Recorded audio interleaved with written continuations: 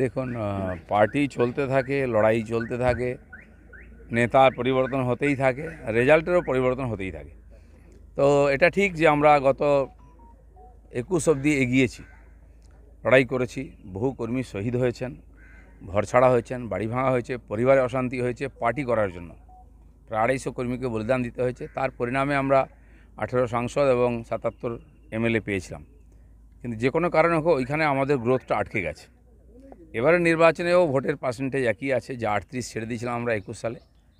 আর vote percentage 38 এবং seat যা ছিল 77, আর বর্তমান সাংসদ গুণ করলে 7 দিয়ে প্রায় সেটাই দাঁড়ায়। তো আমরা এগোতে পারিনি এই গত 3-4 বছর। সেটা আজকে ভাবা দরকার আছে, কেন দাঁড়িয়ে গেছি এক জায়গায়। যে গতিতে আমরা এগোচ্ছিলাম সারা দেশেতে আলোচনার বিষয় ছিল, কর্মীদের মধ্যে উৎসাহ ছিল।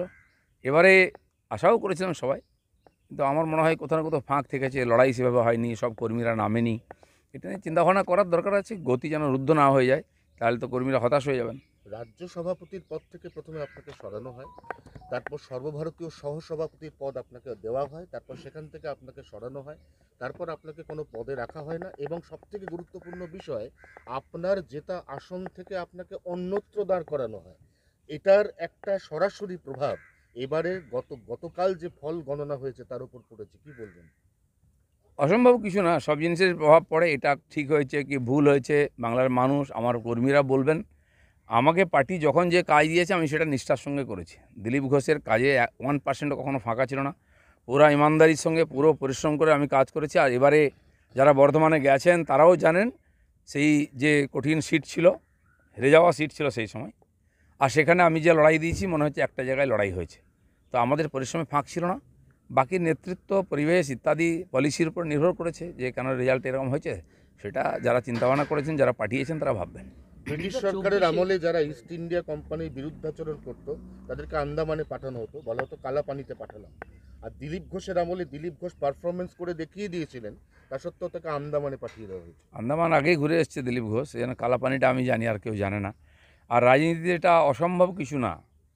রাজনীতিতে চক্রান্ত, কাঠিবাজি, এটা রাজনীতির অঙ্গ। আমি সেভাবেই নিয়েছি। আমি পুরো পরিশ্রম করেছি, কিন্তু সফলতা আসেনি। কার কাছে বাজি? রাজনীতিতে যা হয়, সবাই কাঠি নিয়ে ঘুরতে থাকে। 2024 এই যে ধরাশায়ী বিজেপি কার্যত, শুধুমাত্র কি সাংগঠনিক নাকি শুনুন, সারা ভারতবর্ষে আমি গত 30-40 বছর যেটুকু রাজনীতির দিকে লক্ষ্য রেখে বুঝেছি, বহুবার এরকম উত্থান পতন হয়েছে। রাজীব গান্ধী মৃত্যুর পরে বিজেপি ভেবেছিল যে 100টা সিট পাবো, আমরা পেয়েছিল 2টো। অটলজির মতো লোককেও হারতে হয়েছিল খুব খারাপভাবে। তারপরে গত 2004-এতে অটলজি সরকার যখন চলে যায়, এখানে মমতা ব্যানার্জির 8খানা সিট ছিল, উনি একা জিতেছিলেন, তিনি পরে ক্ষমতায় এসেছেন। তো সেই জন্য আমার কর্মী যারা কাজ করতে এসছেন, এই ঘাত প্রতিঘাত, উত্থান পতন থেকে আমাদের এগোতে হবে, জিততে হবে। হ্যাঁ, আমাদের ব্যক্তিগত রেষারেষি, ভুল বোঝাবুঝি, ভুল পলিসির জন্য এত হাজার হাজার কর্মীর পরিশ্রম যেন জল না হয়ে যায়, তাহলে পরবর্তীকালে তাদেরকে কাজে লাগানো খুব মুশকিল হয়ে যাবে। মানুষেরও পার্টির প্রতি আস্থা চলে যাবে নেতৃত্বের। এটা ভাবনা চিন্তা করা উচিত, এ নিয়ে অ্যানালাইসিস করা। এতদিন ধরে যারা মাটি কামড়ে পড়ে থেকে, মার খেয়ে, কেস খেয়ে, পুলিশের জেলে গিয়ে যারা দিন কাটালেন, দলের একটা স্ট্র্যাটেজিগত ভুলের জন্য এবার তো তারাও বীতশ্রদ্ধ হয়ে পড়বেন দলের উপর। নেগেটিভ হলে তো হয় মন খারাপ। গত পোস্টপল ভায়োলেন্সের পরে বহু কার্যকর্তা বসে গেছিলেন, কিন্তু পার্টির কথা ভেবে সমস্ত ভুলে গিয়ে, বাড়িঘর ভাঙা, মার খাওয়া, কেস খাওয়া, জেলে যাওয়া সব ভুলে গিয়ে আবার লেগেছিল অনেকে। তারা কাল থেকে অনেকে ঘর ছাড়া। বর্ধমান পার্টি অফিসে 100-এর বেশি লোক কালকে এসে গেছে, যে আবার সেরকম, কারণ তারা সেই পরিস্থিতিটার সম্মুখীন হয়েছিল, সেই ভয়টা মনের মধ্যে আছে। আমাকে দেখে তারা বেরিয়েছিল, বহু জায়গায় এরকম হয়েছে।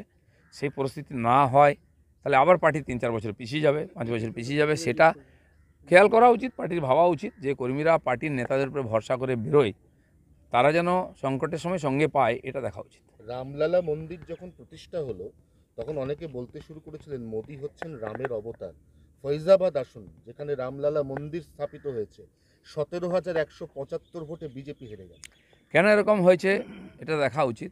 রাম মন্দির আন্দোলন যখন শুরু হয়, সেই সময়ও বিজেপি ওখানে জিততো না, সিপিআই জিতত, মিত্রসেন যাদব জিততেন। তো সেই সময় বিনয় কাটিয়ারকে নিয়ে আসে, তিনি আরএসএসের প্রচারক ছিলেন, সোজা তিনি আন্দোলনের মুখ ছিলেন, তাকে নিয়ে এসে জেতা হয়। তারপর থেকে আমরা জিতে এসেছি। কিন্তু রাম মন্দির নিয়ে এত বেশি আন্দোলন, রাম মন্দির বানিয়ে দেওয়া, সব করার পরে কেন হেরেছি, আমার মনে হয় এটা একটা পৌরাণিক কারণও আছে। অযোধ্যার লোক রামকেই ছাড়েনি, সীতাকে বনবাসে পাঠিয়েছে, তো মোদিকে, যোগীকে। দাদা সরকার করতে মমতা বন্দ্যোপাধ্যায় কালকে বার্তা দিয়েছেন নাইডু এবং নীতিশকে, আজ অভিষেক দিল্লি যাচ্ছেন।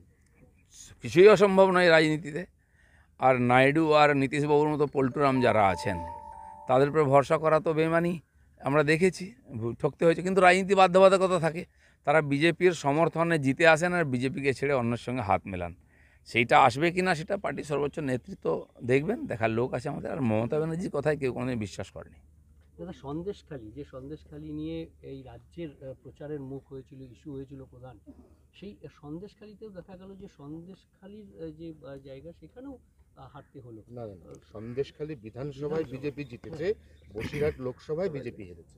দেখুন, সন্দেশখালীর আন্দোলনটা রাজনৈতিক আন্দোলন ছিল না প্রথম। ওখানকার সাধারণ মানুষ, আদিবাসী মানুষ, মহিলাদের অত্যাচারের বিরুদ্ধে আন্দোলন ছিল।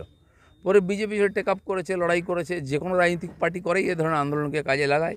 আমরা চেষ্টা করেছি তাদের ন্যায় দেওয়ার, সঙ্গে দাঁড়িয়েছি। টিএমসির চাপা দেওয়ার চেষ্টা করেছে, প্রচণ্ড অত্যাচার করেছে, কালকেও অত্যাচার হয়েছে। আগামী দিনে তারা ওইখানে থাকতে পারবে কিনা, সেই মহিলারা যারা আন্দোলন করেছে, এই পরিস্থিতি আছে। এই যে একটা ঐতিহাসিক ঘটনা এবং মহিলারা আন্দোলন করে সারা দেশের সামনে উদাহরণ প্রস্তুত করেছেন, এটা তো তার জন্য তাদেরকে স্যালুট করা উচিত। বাকি আগামী দিনে কী হবে দেখা যাক। তার ফল সন্দেশখালী, হিঙ্গলগঞ্জ বিধানসভা বিজেপির বহু পুরনো গড়। 20, 30, 40 হাজার ভোট আমরা ওখানে পেতাম, যখন সারা বাংলাতে 10% ভোট পাইনি, 4% ভোট পেতাম। তো সেখানকার মানুষ আমাদের সঙ্গে ছিলই, আছেই। কিন্তু আরও ভালো হওয়া উচিত ছিল রেজাল্ট, সেটা হয়নি। সারা পশ্চিমবাংলা তথা ভারতবর্ষও নেগেটিভ হয়েছে। ধন্যবাদ।